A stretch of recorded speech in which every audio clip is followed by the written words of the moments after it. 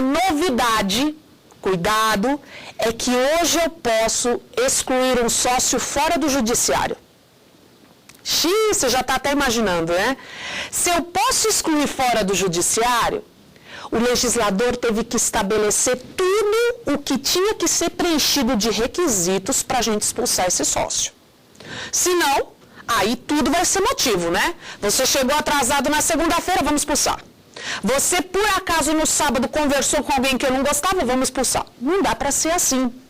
Então, a exclusão fora do judiciário tem que respeitar todos os requisitos do artigo 1085 do Código Civil. Que requisitos são esses? De acordo com 1085, em primeiro lugar, ele tem que ter provocado, ele tem que ter agido de tal forma que cause inegável gravidade para a empresa. Então, a história da falta grave. O problema é que falta grave, sem ser definida antes, é subjetivo, não é? O que é grave?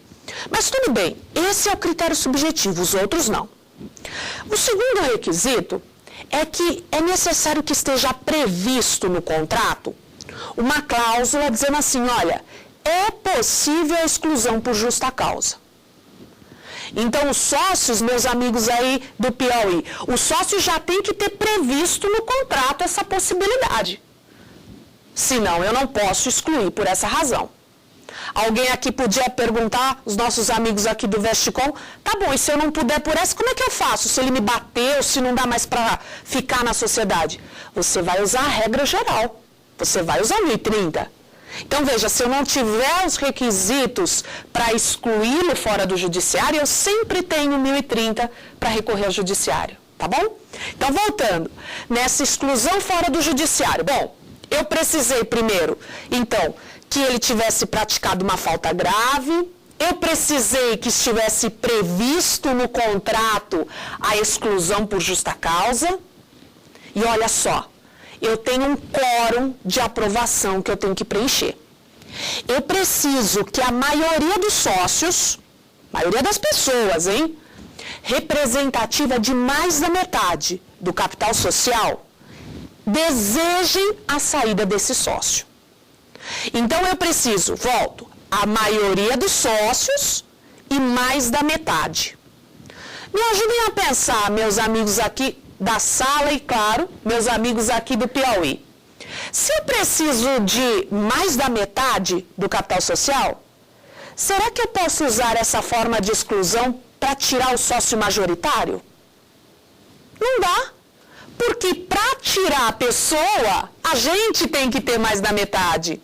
Então, essa possibilidade do 1085, fora do judiciário, só pode ser usado para o sócio minoritário. A judicial podia ser usada para qualquer um. Agora, a do 1085, a extrajudicial, só para o minoritário. E olha só, tem mais um detalhe. Eu tenho que dar a oportunidade de defesa a esse sócio. Você já sabe que o devido processo legal e a ampla defesa não é algo que tem que acontecer só no processo judicial ou administrativo. Olha, tem alguns ministros até do STF que dizem que existe a eficácia horizontal do devido processo legal. A eficácia horizontal é exatamente essa relação de respeitar os direitos de defesa, inclusive entre particulares. Então, é a faculdade com o aluno que não pode expulsar sem antes ter dado o direito de defesa.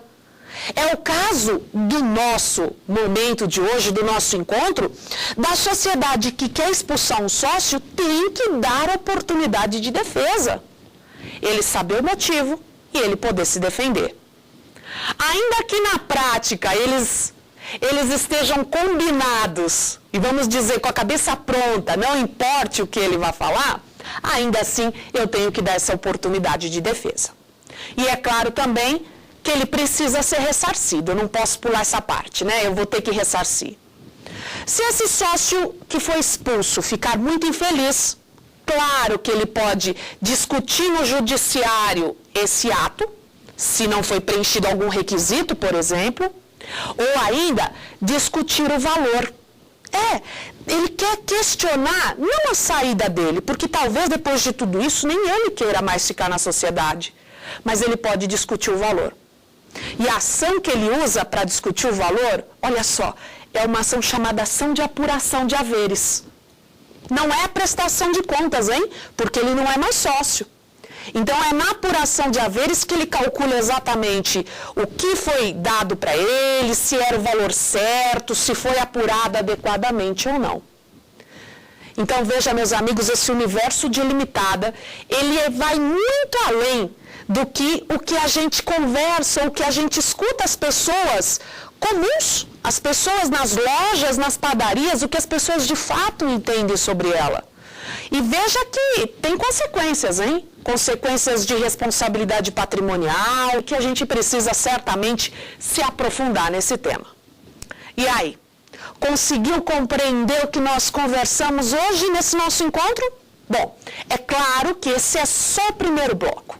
No próximo bloco, os nossos convidados aqui da Vestcom e também da Universidade lá do Piauí, lá de Teresina, vão poder fazer as suas perguntas. E, claro, a gente vai responder e vai, claro, esclarecer muito mais o nosso tema. E depois, no terceiro bloco, já vá se preparando, hein? Vai ser o momento de testar os seus conhecimentos. Te espero, a gente volta já.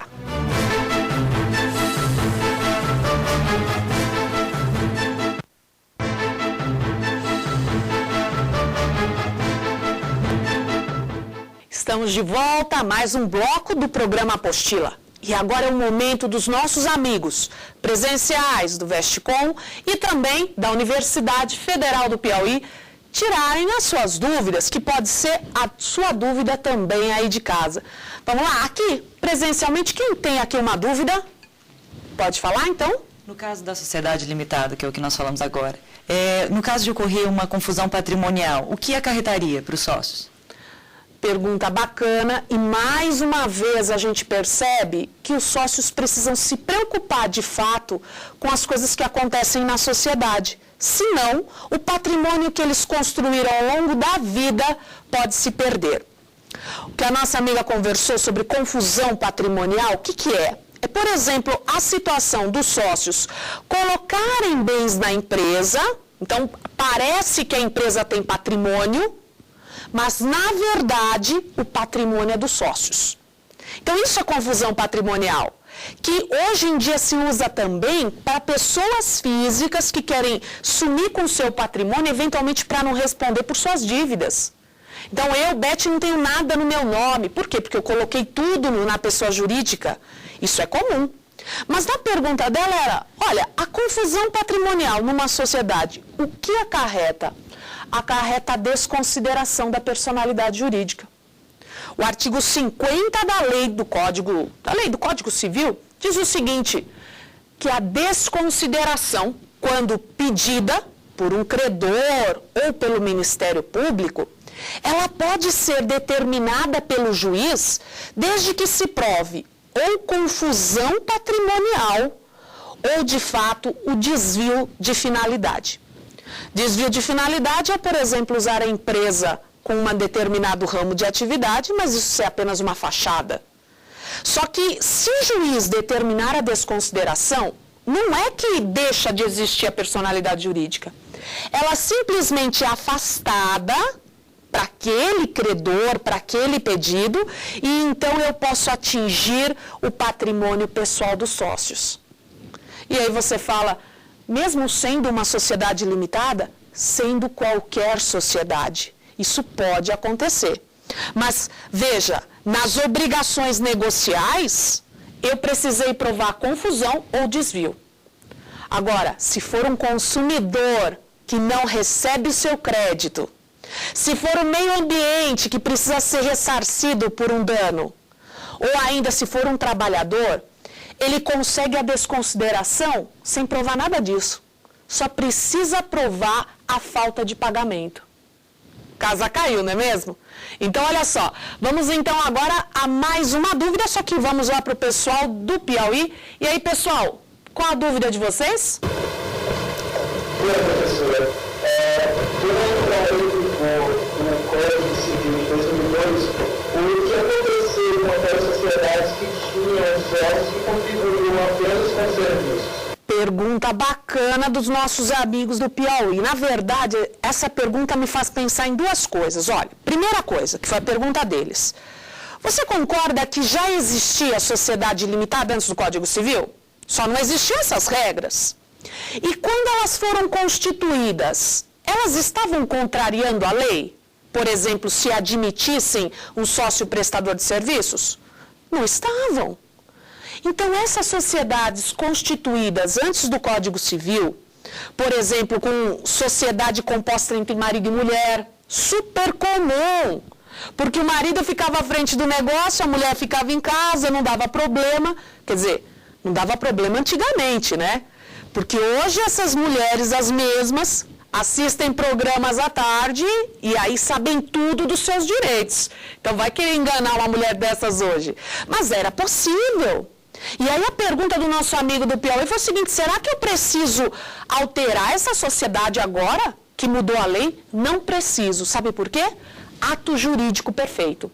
Ficou uma briga, uma discussão durante um tempo, mas hoje essa discussão foi deixada de lado. Então, claro, se fosse uma questão que trouxesse algum problema para credor, de fato, aí isso teria que ser alterado, mas não é o caso.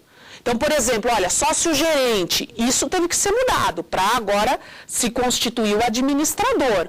Mas a história da prestação de serviços, ou mesmo a possibilidade da sociedade entre marido e mulher, se foi antes do Código Civil, tudo bem. Agora, a partir do Código Civil, é que não dá mais.